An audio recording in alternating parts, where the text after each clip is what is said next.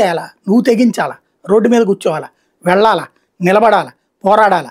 ఒకసారి గుర్తు తెచ్చుకోండి, అంటే ఫస్ట్ 3 ఏళ్ళు వదిలేసేయండి, చివరి 2 ఏళ్లలో చంద్రబాబు గారు పోలీస్ స్టేషన్కి వెళ్ళి కార్యకర్తలను కలిశారు, జైలుకి వెళ్ళి కార్యకర్తలను కలిశారు. ఈయన కూడా జైలుకి వెళ్తున్నారు అనుకోండి, పోలీస్ స్టేషన్కి పోవట్లేదు ఈయన.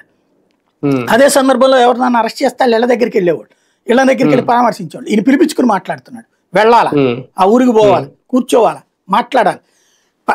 ఇది ఒక చంద్రబాబు నాయుడు గారికి, పవన్ కళ్యాణ్ గారికి, లోకేష్ గారికి అదే జీవితం, రాజకీయం, నాకు పవరే ముఖ్యం అన్నటువంటి కసితో పనిచేసి కసిగా తిరిగారు. కాబట్టి ఆ తిరిగిన దానికి వాళ్ళకి అనుకూల మీడియా కూడా సపోర్ట్ చేసింది. కాబట్టి ఈ కసి అంతా చూసినటువంటి ప్రతి కార్యకర్త యాక్టివ్ అయ్యి చివరిలో పనిచేశాడు. కాబట్టి వాళ్ళు అధికారంలోకి వచ్చారు.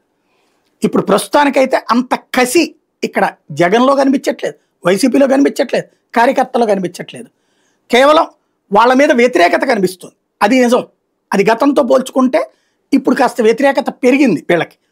ఏదో ఒకటి కావాలన్న కసి ఉంది, కానీ ఆ కసి అర్జెంటుగా మనం కష్టపడాలి అన్నటువంటి ఫీలింగ్ స్థాయికి పోవట్లేదు. అది ఇక్కడ లోపల. సరే, ఒకటి పార్టీలో ఇన్యాక్టివిటీ ఉంది అనేది అర్థమవుతోంది మాటలను బట్టి. కానీ దానికి కారణం ఇప్పటివరకు మీరు చెప్పినప్పుడు ఈ భయమేనా, సమన్వయ లోపం కూడా ఎంతవరకు ఉంది?